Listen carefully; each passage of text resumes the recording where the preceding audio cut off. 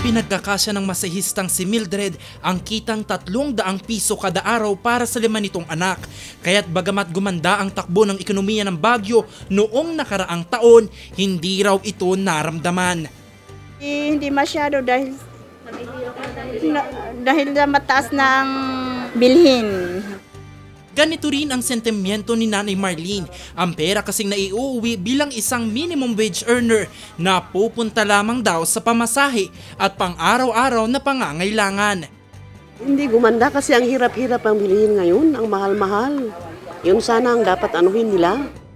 Salungat naman ang opinyon ng tinderang si Cynthia. Sa nakalipas daw kasing taon, naramdaman niya ang paggaan ng buhay. Okay naman. Maganda naman. Kasi yung turista naman talagang dagsaan naman. Dire-diretso ang pagpunta nila dito sa Baguio. Gusto nilang tignan din yung mga bagong ng Baguio, yung view. Sa tala ng Philippine Statistics Authority Cordillera, pumalo sa 11.3% ang itinaas ng Gross Domestic Product o GDP ng Baguio sa taong 2022. Ito ang kinita ng iba't ibang sektor at industriya sa lungsod. Pumalo ito sa 155.03 billion pesos. Mas mataas ito sa naitalang 139.28 billion pesos noong 2021 at halos doble naman sa naitalang 126.66 billion pesos noong 2020. Kung continued double-digit growth in 5 years, sabi ng World Bank, mafe-feel ng up to the grassroots level ang economic gains. Ibig sabihin, magti-trickle down yan hanggang baba. Yun yung sinabi ng World Bank.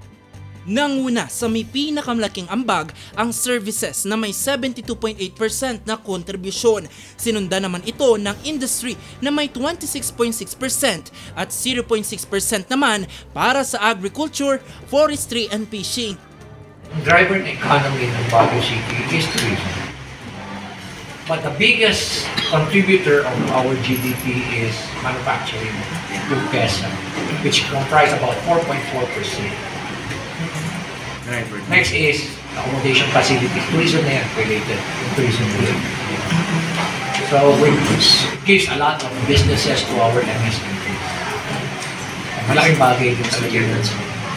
Malaking bagay talaga. Paliwanag ng isang ekonomista, may malaking epekto ang pagtaas ng gross domestic product sa mga residente sa lungsod. Hindi automatic ang pagtaas ng welfare ng tao pag umakit ang GDP. Although I might argue that they are correlated.